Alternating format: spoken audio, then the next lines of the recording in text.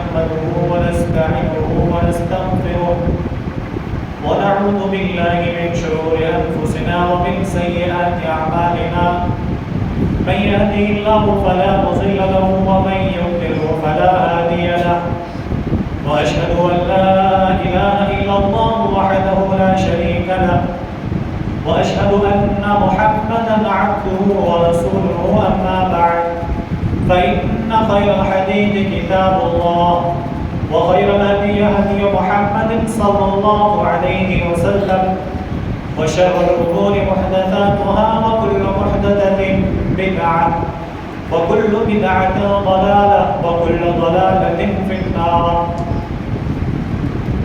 يا أيها الذين آمنوا اتقوا الله حق تقاته ولا تموتن إلا وأنتم مسلمون. يا أيها الناس اتقوا ربكم الذي خلقكم من نفس واحدة وخلق منها زوجها وبث منهما رجالا كثيرا ونساء واتقوا الله الذي تساءلون به والأرحام إن الله كان عليكم رقيبا. يا أيها الذين آمنوا اتقوا الله وقولوا قولا سديدا يصلح لكم أعمالكم ويغفر لكم ذنوبكم ومن يطع الله ورسوله فقد فاز فوزا عظيما. أما بعد فأعوذ بالله من الشيطان الرجيم. بسم الله الرحمن الرحيم. قاف والقرآن المجيد بل عجبوا أن جاءهم منذر منهم فقال الكافرون هذا شيء عجيب أئذا متنا وكنا ترابا ذلك رجع بعيد قد علمنا ما تنقص الأرض منهم وعندنا كتاب حفيظ بل كذبوا بالحق لما جاءهم فهم في أمر مريج أفلم ينظروا إلى السماء فوقهم كيف بنيناها وزيناها وما لها من فروج والأرض مددناها وألقينا فيها رواسي وأنبتنا فيها من كل زوج بهيج تبصرة وذكرى لكل عبد منيب ونزلنا من السماء ماء مباركا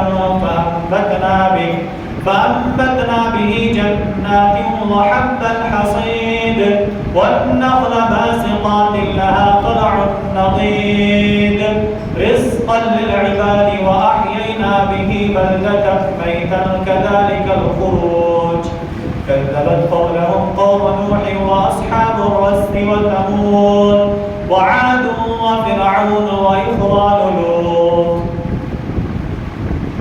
وقال الله سبحانه وتعالى في موضع آخر ولا خلقت الجن والإنس إلا ليعبدون. وقال تعالى في مقام آخر فسبح بحمد ربك وكن من الساجدين واعبد ربك حتى يأتيك اليقين. رب اشرح لي صدري ويسر لي أمري واحلل عقدة من لساني يفقهوا قولي. سبحانك لا علم لنا إلا ما علمتنا إنك أنت العليم الحكيم. اللهم أرنا الحق حقا وارزقنا اتباعه وأرنا الباطل باطلا وارزقنا اجتنابه. اللهم آمين. حاضرین جمعہ، قبل نشین خواتین اسلام، تمام تعریفیں اللہ رب العزت کی لائق و زیبا ہے جو علی کل شیء قدیر ہے. بعدہ درود و سلام نازل ہو تمام انبیاء علیہم السلام پر، خصوصاً ہمارے آپ کے آخر نبی احمد مجتبی محمد مصطفیٰ صلی اللہ علیہ وسلم پر. اللهم صل علی محمد وعلى آل محمد كما صليت على إبراهيم وعلى آل إبراهيم إنك حميد مجيد. اللهم بارك على محمد وعلى آل محمد كما باركت على إبراهيم وعلى آل إبراهيم إنك حميد مجيد. جن کو اللہ رب العزت نے خاتم النبیین والمرسلین بنایا تھا، جن کے ذریعے سے رب تعالی نے قرآن کریم جیسی بہترین کتاب اس امت کو عطا فرمایا، اور جن کی شریعت کو اللہ تعالیٰ نے قیامت تک کے لیے رشد و ہدایت کا ضامن بنایا، اور یہ کہا کہ قیامت تک جن کے طور طریقے کو اپنانا ہے تو وہ شخصیت جناب محمد الرسول اللہ صلی اللہ علیہ وسلم۔ حضرت گرامی، آج اگر تاریخ کی اگر بات کریں تو شعبان المعظم کا یہ مہینہ گزر رہا ہے، اور اس مہینے کے بعد ایک مہینہ جو بڑی ہی بابرکت والی مہینہ آنے والا ہے۔ انشاءاللہ میں آج کے خطبہ جمعہ میں شعبان المعظم کے اس بابرکت مہینے کے تعلق سے چند باتیں آپ کی گوش گزار کرنا ہے۔ قرآن کریم کی میں نے 2 جگہ سے 3 آیت کریمہ کی میں نے تلاوت کی ہے خطبہ مسنونہ کے بعد۔ پہلی جو آیت کریمہ ہے وہ ہے سورہ زاریات کی، اور بہت مشہور آیت ہے۔ رب تعالیٰ نے کہا کہ ہم نے جن اور انسان، یہ جو مخلوق ہے، ان تینوں کو اللہ تعالیٰ کہتا ہم نے پیدا کیا اپنی عبادت کے لیے۔ تو پہلا مقصد ہمارا پیدا ہونے کا اللہ نے ظاہر کر دیا کہ ہمیں اللہ کی کیا کرتا ہے، عبادت کرنی ہے۔ اور پھر اللہ کے نبی جناب محمد الرسول اللہ صلی اللہ علیہ وسلم کے ذریعے سے بہت ساری ایسی احادیث آپ کی زبان مبارکہ سے نکلی جس بات کی دلالت ہے، اس بات پر دال ہے کہ اللہ کے نبی صلی اللہ علیہ وسلم کے طریقے پر ہمیں کیا کرنا ہے، عمل کرنا ہے۔ قرآن کریم کی ایک آیت کریمہ اور ہے جو کہ اللہ تعالیٰ ذکر کرتا ہے، من یعمل، جو شخص بھی عمل کرتا ہے، من الصالحات، جو انسان بھی عمل کرے، من ذکر و انثی، چاہے وہ عمل کرنے والا مرد ہو یا تو عمل کرنے والی عورت ہو، تو رب تعالیٰ نے ذکر کیا وَهُوَ مُؤْمِنٌ فَلَنُحْيِيَنَّهُ حَيَاةً طَيِّبَةً۔ اگر کوئی مرد عورت نیک عمل کرتا ہے تو رب تعالیٰ نے اعلان کیا کہ زندگی اس کی خوشگوار گزرے گی۔ تو اس سے یہ پتہ لگا اگر ہم زندگی میں چین و سکون چاہتے ہیں تو ہمیں آپ کو اللہ تعالیٰ کی عبادت کرنی ہوگی، اور جن کی زندگی میں چین و سکون نہیں ہے تو آپ ان سے پوچھیں گے تو کہیں نہ کہیں سبب نظر آئے گا آپ کو کہ وہ اللہ تعالیٰ کی نافرمانی کرنے والا انسان ہے۔ چاہے تو بینک بیلنس کتنا ہو جائے، روپیوں سے کسی کو نیند نہیں آتی ہے، دل کا سکون کسی پیسوں سے انسان کو حاصل نہیں ہو سکتا۔ جو ایک سکون قلب اللہ تعالیٰ نے رکھا، الذین آمنوا تطمئن قلوبهم بذکر اللہ الا بذکر اللہ تطمئن القلوب۔ اللہ تعالیٰ 13ویں پارے کے اندر ذکر کیا کہ دل کو اطمینان بخشنے والی چیز اگر کوئی ہے تو وہی اللہ تعالیٰ کی عبادت۔ اللہ تعالیٰ کی عبادت میں انسان کو سکون ملتا ہے۔ اگر ایک انسان اللہ کی عبادت نہیں کرتا تو کسی بھی اعتبار سے انسان کو سکون قلب میسر نہیں ہو سکتا ہے۔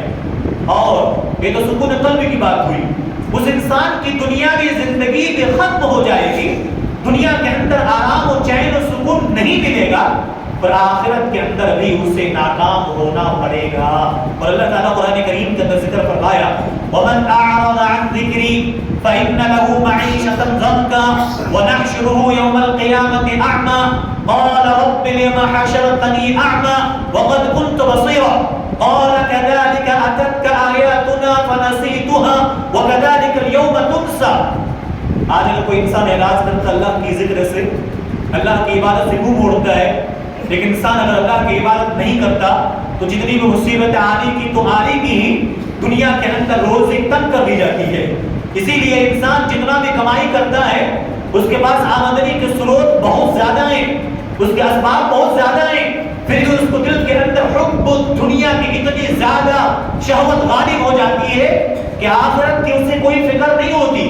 اسی لیے اللہ نے کہا کہ جو انسان بھی اللہ کے ذکر سے اعراض کرے گا ہم اس کی زندگی کو تنگ کر دیں گے، ہم روزے تنگ کر دیں گے، کتنا بھی کماؤ تمہارا دل اس سے سکون حاصل نہیں کرے گا، تم جتنا بھی کماؤ۔ اور بہت سارے انسان کو دیکھا جاتا ہے بولتے ہیں آمدنی اچھی ہے پھر بھی کیا کہتے ہیں مولوی صاحب دیکھو نا برکت ہی نہیں ہے۔ برکت کہاں سے آئے گی نہیں جب تم نے اللہ کی عبادت کرنا چھوڑ دیا، گھروں کے اندر اللہ کی عبادت اللہ کا ذکر کرنے کی بجائے فلمی گانے ڈرامے اور دوسری چیزوں کو اپنے مسکن بنا لیا ہے، تو پھر ایسے گھروں کے اندر اللہ کی رحمتیں نہیں، اللہ کے رحمت وار فرشتے نہیں، بلکہ اللہ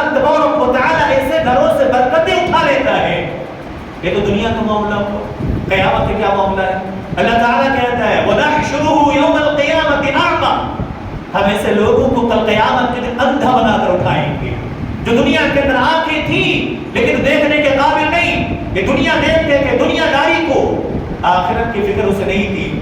آج بھی ہم مسلمانوں میں سے بہت سے ایسے ہیں جو نماز تو پڑھتے ہیں الحمدللہ، بہت کم پرسنٹ، کم تعداد میں، لیکن ان میں سے بھی ہم مسلمانوں میں کچھ ایسے نمازی بھی ہوں گے جو بطور نام اللہ کی عبادت کرتے ہیں، لیکن دنیا میں دیکھو تو دکھاوا کہیں نہ کہیں ہمارے جسم کے اندر موجود ہوتا ہے۔ میرے عزیزو، اللہ تعالیٰ نے کہا اگر اللہ کے ذکر سے اعراض کرو گے، اللہ کہتا ہے وَنَحْشُرُهُ يَوْمَ الْقِيَامَةِ أَعْمَى، اللہ اندھا بنا کر اٹھائے گا۔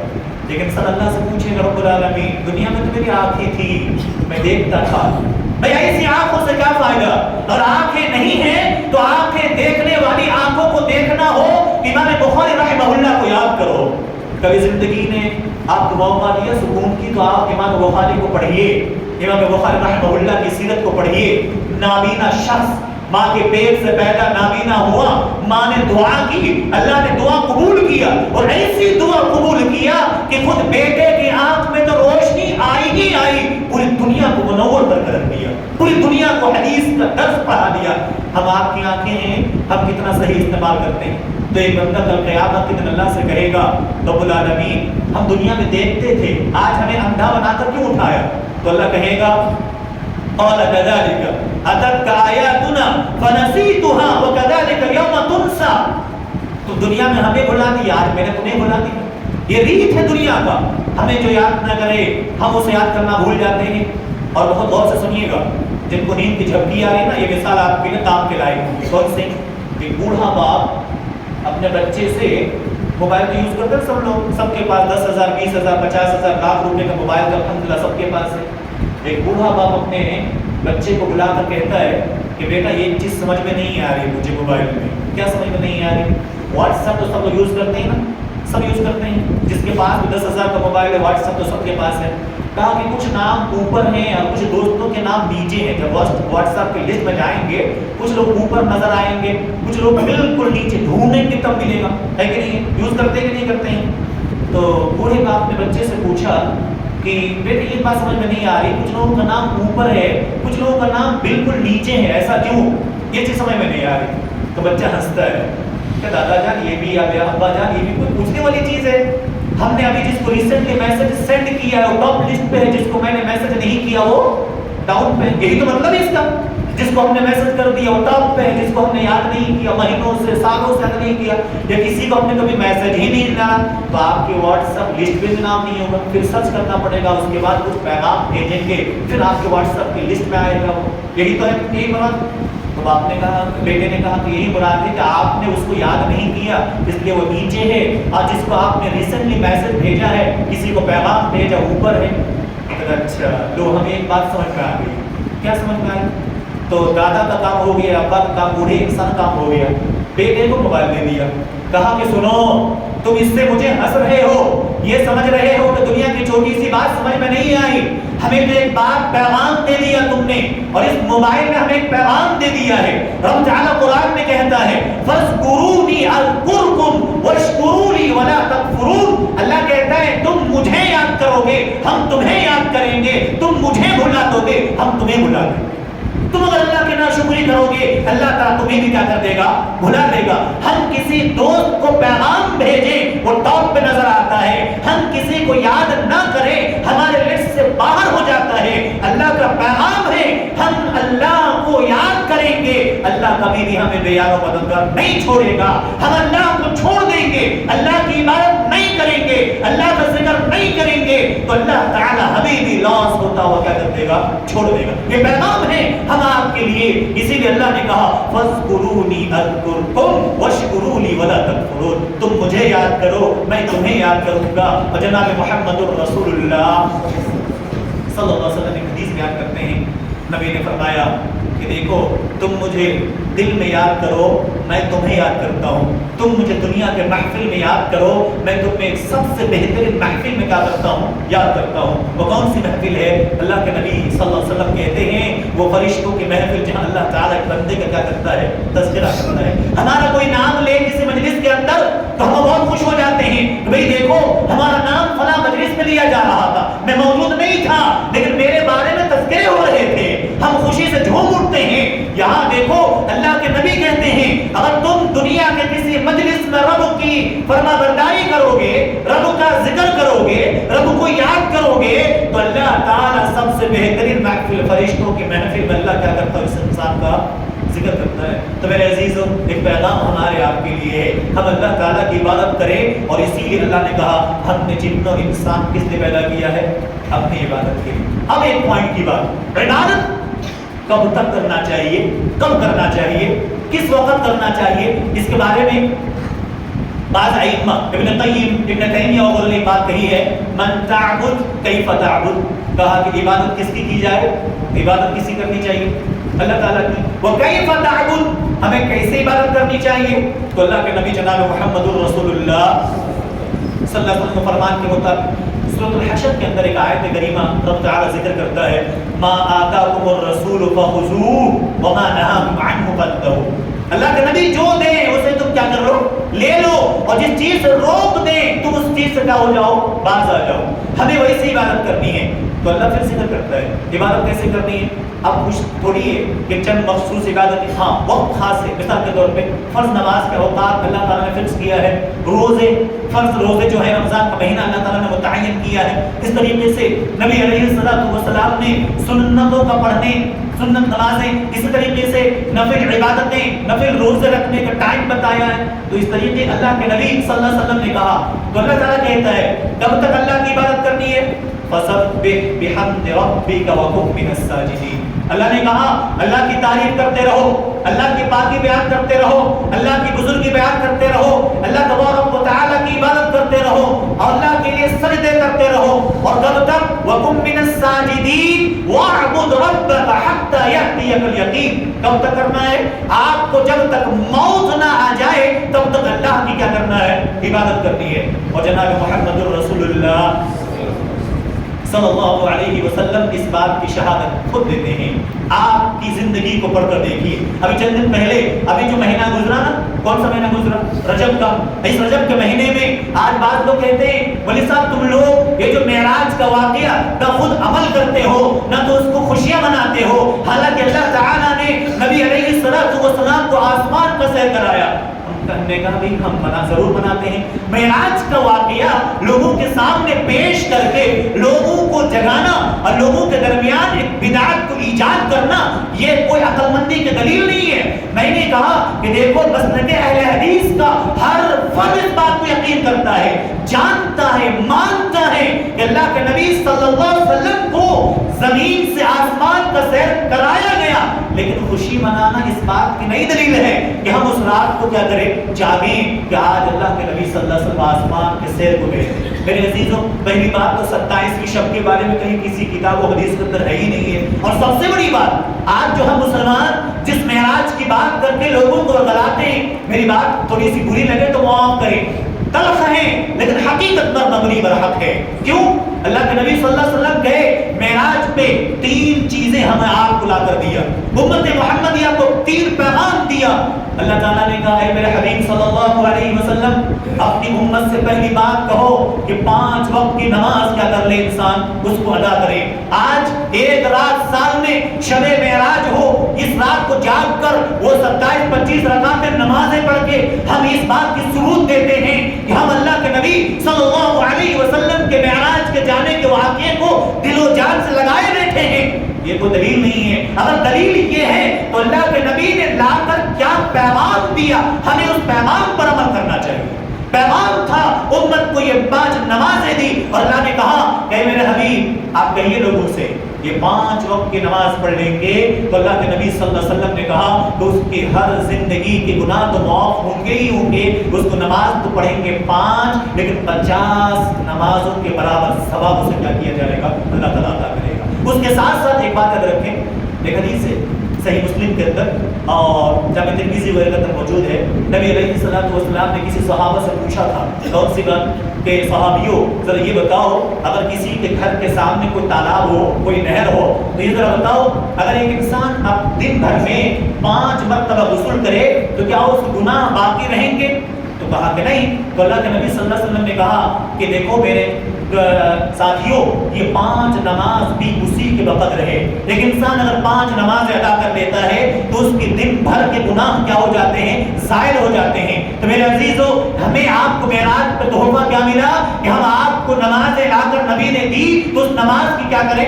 پابندی کریں۔ دوسری چیز نبی علیہ السلام نے لا کر دیا کہ کہا سورہ بقرہ کی وہ آخری آیتیں، اور تیسری بات اللہ کے نبی صلی اللہ علیہ وسلم تعالیٰ نے کہا اے میرے حبیب آپ جا کر کہیے لوگوں سے کہ دنیا کے اندر کتنا بھی گناہ ہو جائے شرک کے علاوہ ہر گناہ اللہ کیا کر دے گا؟ معاف کر دے گا۔ آج وہ لوگ جو کہ شب معراج کی باتیں کرتے ہیں اس کی زندگی دیکھو تو شرک کے دلدل میں پھنسے ہوئے ہیں، بدعات و خرافات میں اپنے آپ کو لپٹ کر رکھا ہے۔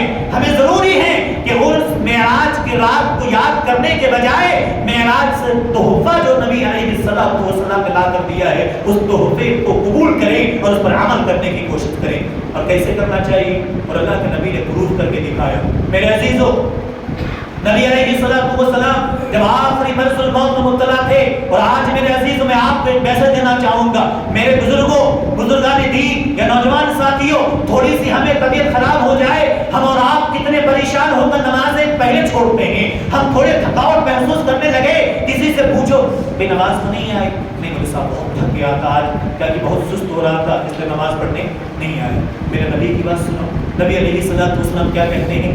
آخری وقت ہے، نبی علیہ السلام چلنے کے قابل نہیں ہیں، 2 پاؤں 2 صحابی کو بلایا، نبی علیہ السلام نے 2 صحابی کے کندھے پر 2 ہاتھ رکھ کے زمین پر پاؤں کھسک رہا ہے، اور اللہ کے نبی صلی اللہ علیہ وسلم مسجد میں تشریف لاتے ہیں، اور اس وقت آخری مومنٹ پر بھی اور اللہ کے نبی صلی اللہ علیہ وسلم نماز کی ادائیگی کرتے ہیں اور یقین دلاتے ہیں، وصیت بھی کرتے ہیں کہ لوگوں تم 5 وقت کی نمازوں کی پابندی کرنا، غلاموں کے ساتھ اچھائی کا معاملہ کرنا۔ اور آج ہم اور آپ کیا کرتے ہیں؟ سب سے پہلے کسی چیز کو بالائے طاق رکھتے ہیں تو میرے عزیزو نماز کو۔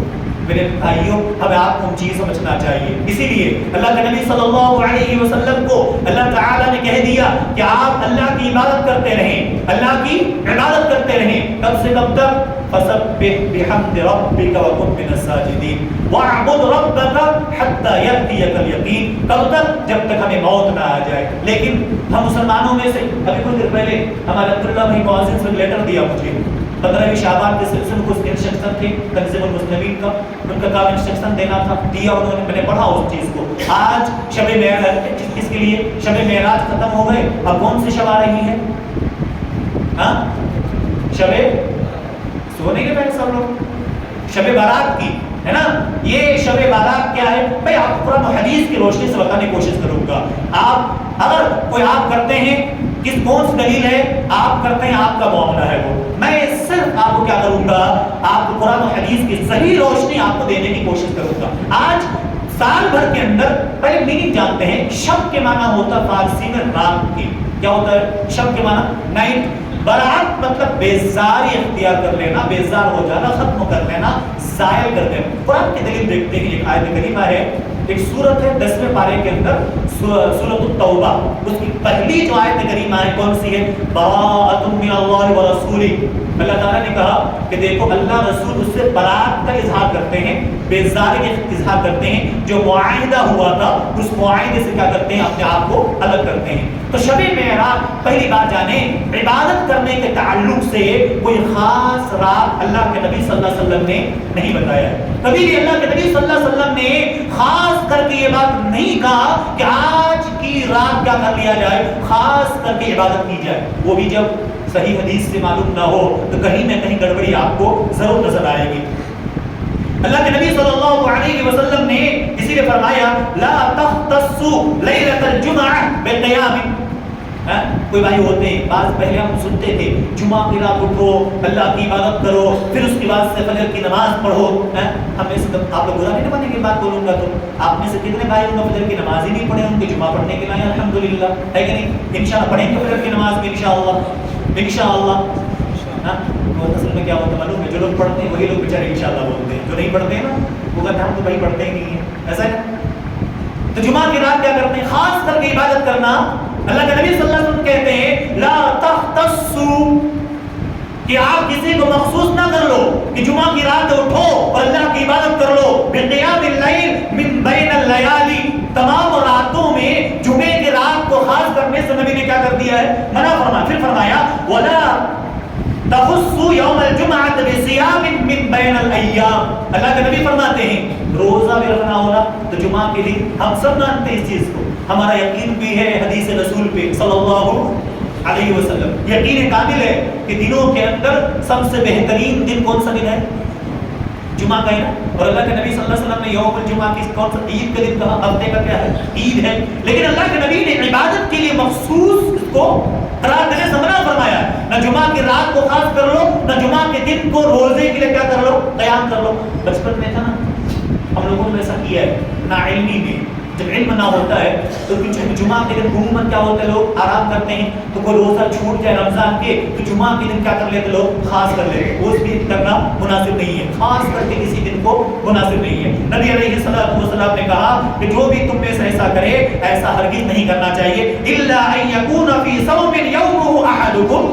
ہاں الا یہ کہ اگر جمعہ کا دن رمضان کا دن ہو جمعہ کا دن رمضان کا مہینہ ہو تو آپ رکھیے. یا اسی طریقے سے اگر کوئی انسان کوئی کنٹینیو نفل روزہ رکھتے ہیں ابھی جو رمضان کے بعد آئے گا وہاں انشاءاللہ ہو سکتا باتیں آئیں گی نفل روزہ رکھتے ہیں تو نفل روزہ ہمارے جمعرات سے کس نے شروع کیا شوال کے 6 روزے رکھنے ہیں اس کو جمعرات سے شروع کیا جو اس بیچ میں کیا آ گیا جمعہ بھی آ گیا تو آپ کنٹینیو کر سکتے ہیں کوئی حرج کی بات نہیں ہے. یا مان لیجئے کہ جمعرات کے دن عید کا دن ہو گیا اب جمعہ کے دن دوسرا شوال ہے آپ وہاں سے کنٹینیو روزہ رکھ سکتے ہیں. لیکن خاص کر کے جمعہ کے دن کو نبی علیہ الصلوۃ والسلام نے کیا کیا ہے منع فرمایا ہے. اور سب سے بڑی فضیلت کی بات کہتے ہیں نا جس حدیث سے معلوم ہو گیا نا کسی دن کو خاص نہیں کرنا چاہیے رات کو عبادت کے لیے خاص نہیں کرنا چاہیے.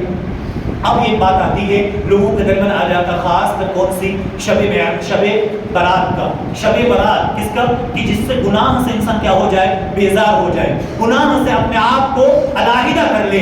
میرے عزیزو اللہ کے نبی جناب محمد رسول اللہ صلی اللہ علیہ وسلم کے بارے میں صحیح حدیث ہے صحیح مسلم کے اندر ہے جامع ترمذی وغیرہ کے اندر موجود حدیث ہے.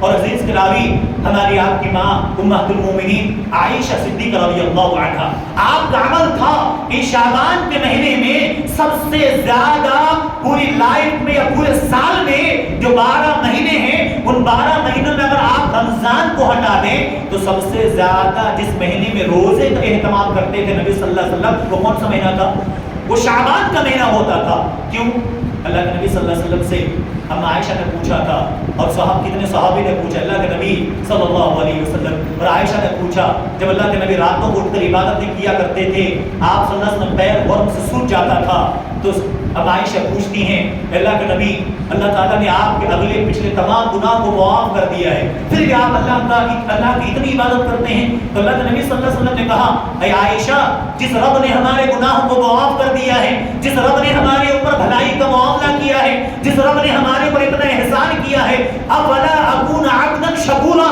کیا میں اس رب کا شکر گزار بندہ ہو کر نہ پہنچ جاؤں کہ جب رب نے ہمارے ساتھ بھلائی کیا ہے تو ہم بھی رب کا شکر گزار بندہ بن کر دنیا میں زندگی گزاریں. اور جب رب کے سامنے کھڑے ہو تو سب سے زیادہ مہربانی رب نے میرے اوپر کیا تو میں بھی سب سے زیادہ شکر گزار بندہ رب کے سامنے بن کر حاضر ہوتا ہوں. یہ اللہ کے نبی صلی اللہ علیہ وسلم کا طرز عمل تھا. اور اللہ کے نبی کہتے تھے کانا احب الشہور الی رسول اللہ صلی اللہ علیہ وسلم ان یصومه شعبان ثم یصل برمضان.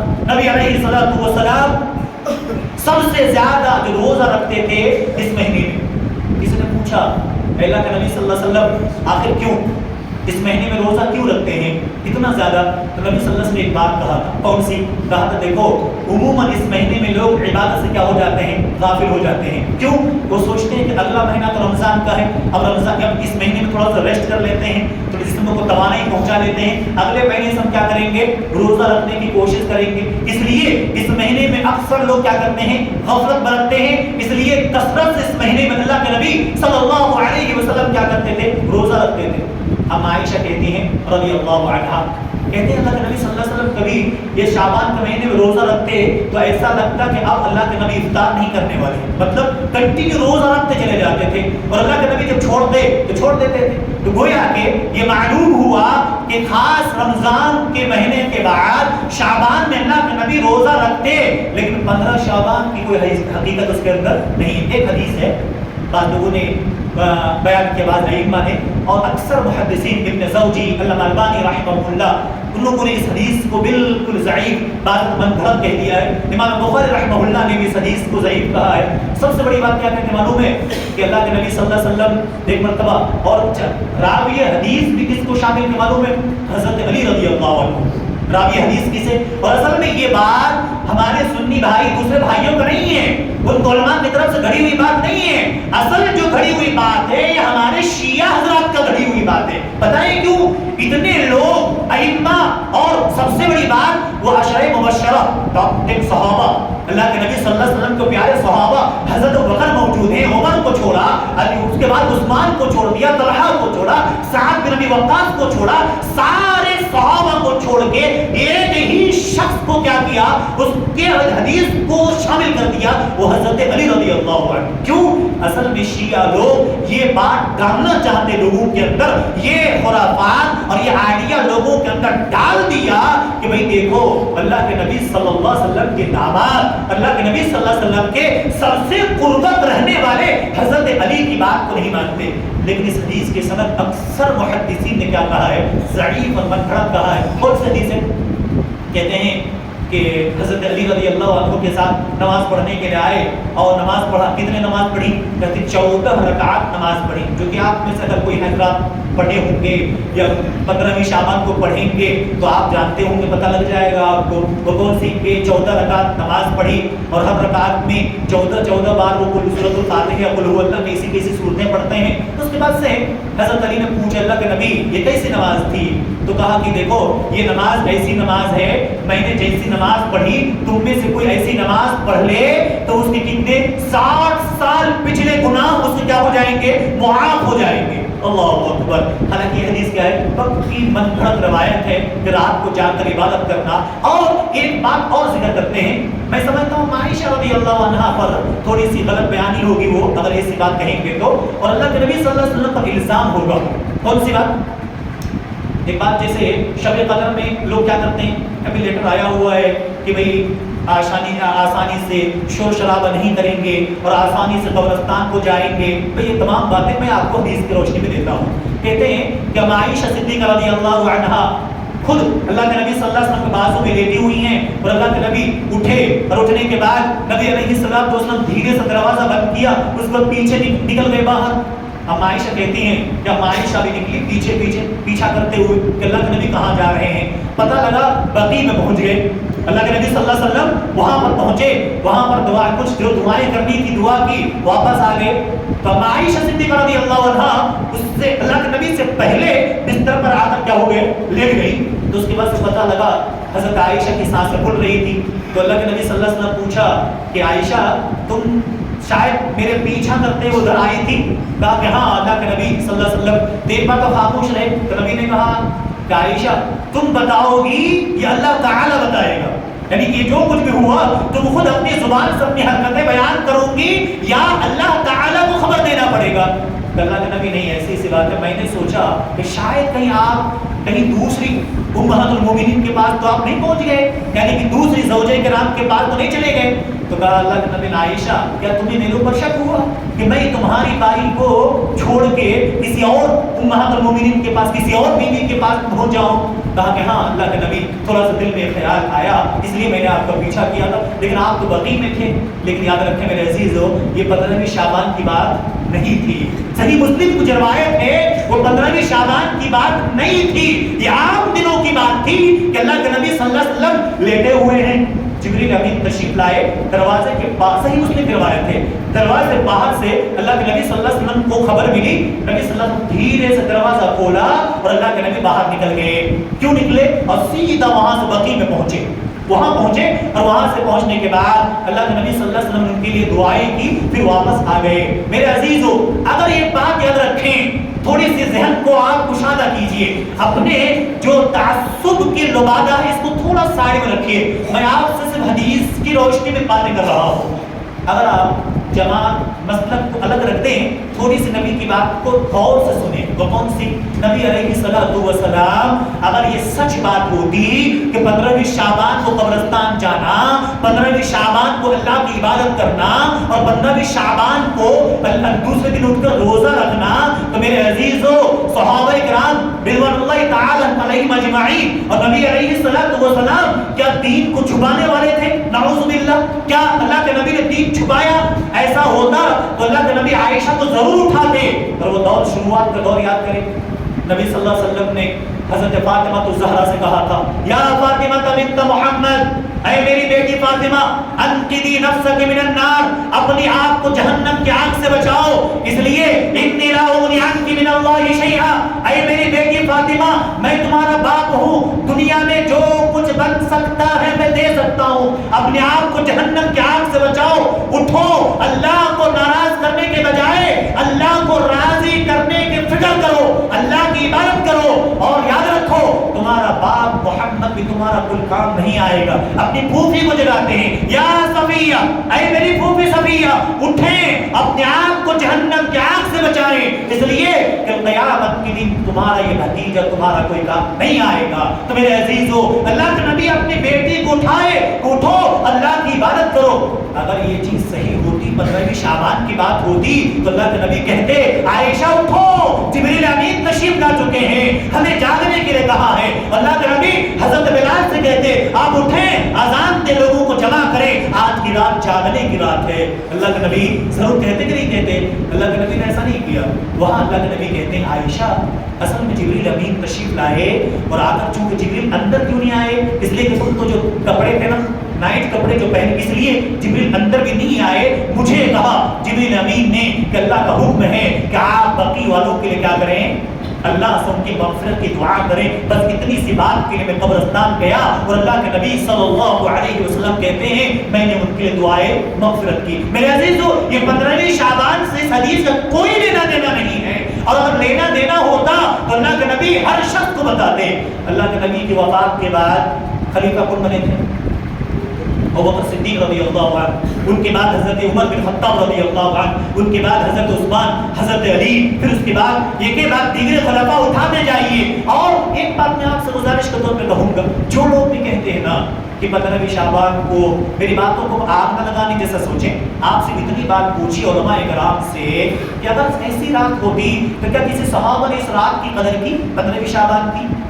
کسی صحابی نے، کسی اس کے بعد، اب چلو صحابہ کو چھوڑ دو، سن 80 ہجری میں پیدا ہوئے امام اعظم امام ابو حنیفہ رحمہ اللہ، ہم جس کی تعظیم کرو، رحمتیں اللہ تبارک و تعالیٰ ان کے اوپر ہو، ان کے اندر بھی آپ ان کی سب سے، ان کے ہاتھ کی لکھی ہوئی جو کتاب ہے نا فقہ الاکبر، اس کتاب کو پڑھیے، عقیدے کے تعلق سے پڑھیے. کبھی بھی امام صاحب کے دور میں بھی ایسی باتیں نہیں تھی، بعد میں چل کے پیدا ہوا.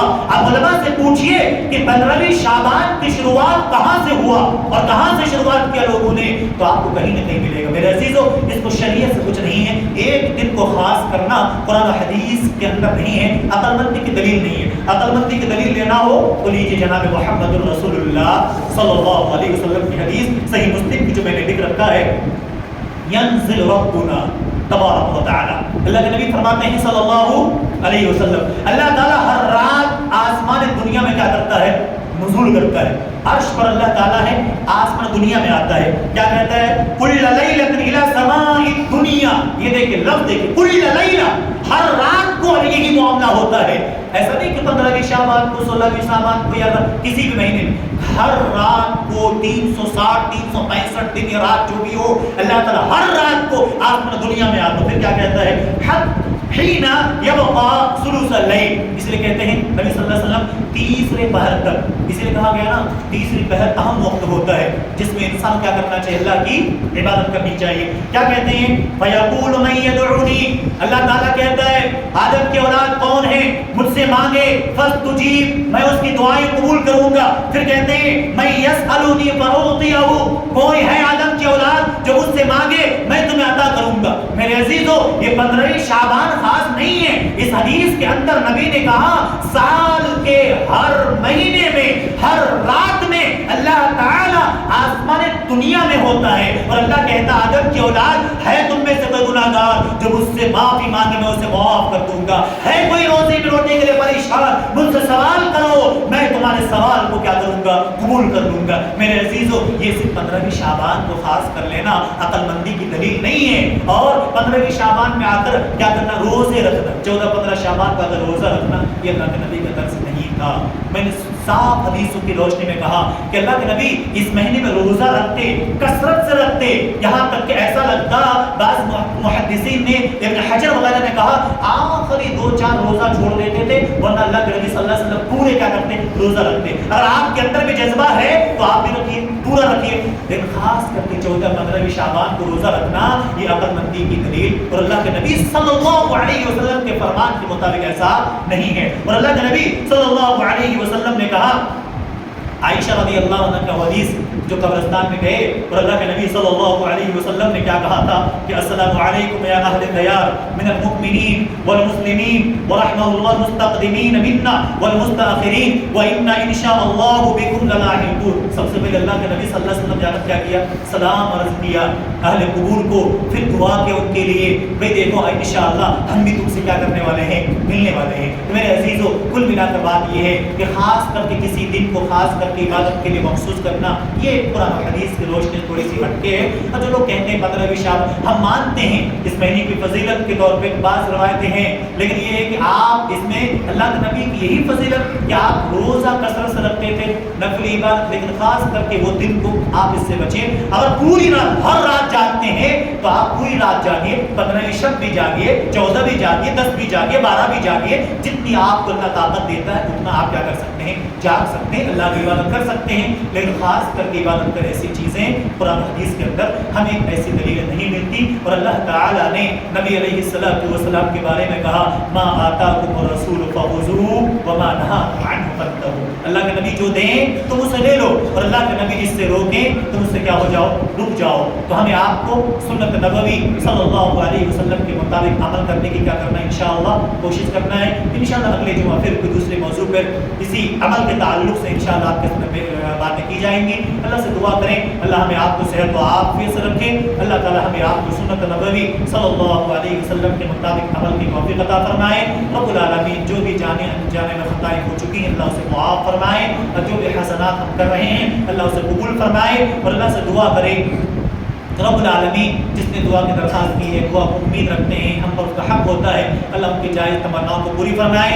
اللہ سے دعا کریں ہم میں جن کے لوگ جن کے والدین دنیا سے گزر چکے ہیں اللہ ان کی مغفرت فرمائے. ربنا اغفر لی ولوالدی وللمؤمنین یوم یقوم الحساب. آمین. بارک اللہ لنا ولکم فی القرآن العظیم ونفعنا وإیاکم بالآیات والذکر الحکیم. انہ تعالی جواد کریم ملک الرحیم.